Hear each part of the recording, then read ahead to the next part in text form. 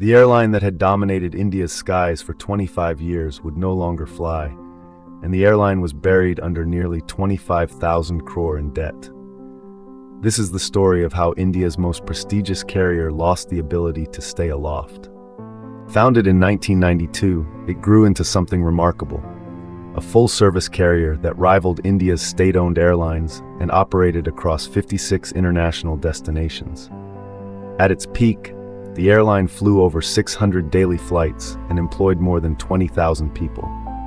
For a quarter century, Jet was the symbol of India's aviation ambition. It was India's most prestigious airline, competing directly with government carriers and winning. But in 2018, two forces aligned that the airline could not navigate. Fuel prices reached all-time highs. Simultaneously, the Indian rupee plunged against the dollar, making imported jet fuel exponentially more expensive. By October, ratings agencies had downgraded the airline's debt. The airline was saddled with more than $1 billion in debt, and suddenly it could not service it.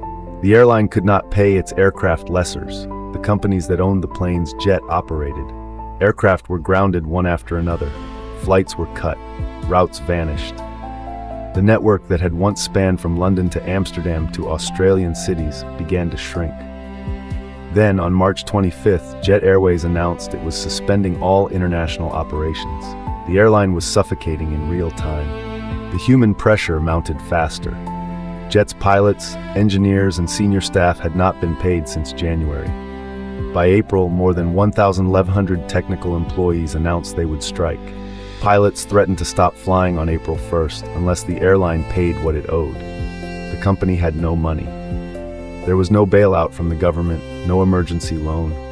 Jet Airways was on the brink of complete collapse, and everyone who worked there could see it coming. On March 25th, before the ground staff could walk out, Jet Airways made the first major cut. All international flights were canceled. London, Paris, Amsterdam, all grounded.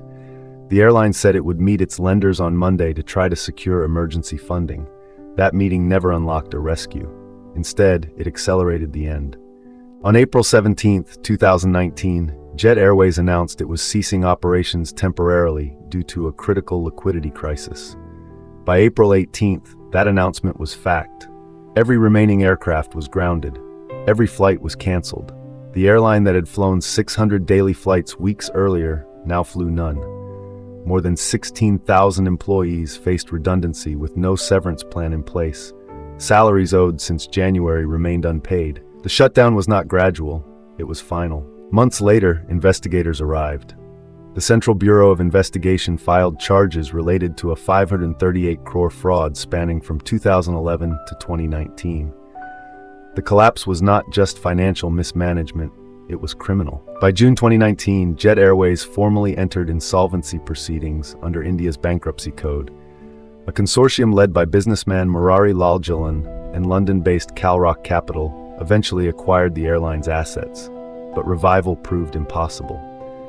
In November 2024, more than 5 years after the shutdown, the Supreme Court ordered the airline's liquidation. What remained would be distributed to creditors. The employees' unpaid wages, those claims totaled thousands of crores, would compete for what little was left. Jet Airways had failed not because of a single catastrophic event, but because it refused to change. While low-cost carriers re-engineered themselves for a price-conscious market, Jet clung to its full-service model. When fuel prices and currency swings hit, the airline had no financial cushion and no strategic flexibility. The collapse was swift, but the vulnerability was decades in the making. Today, Jet Airways exists only in memory, a reminder that even market leaders must evolve or disappear.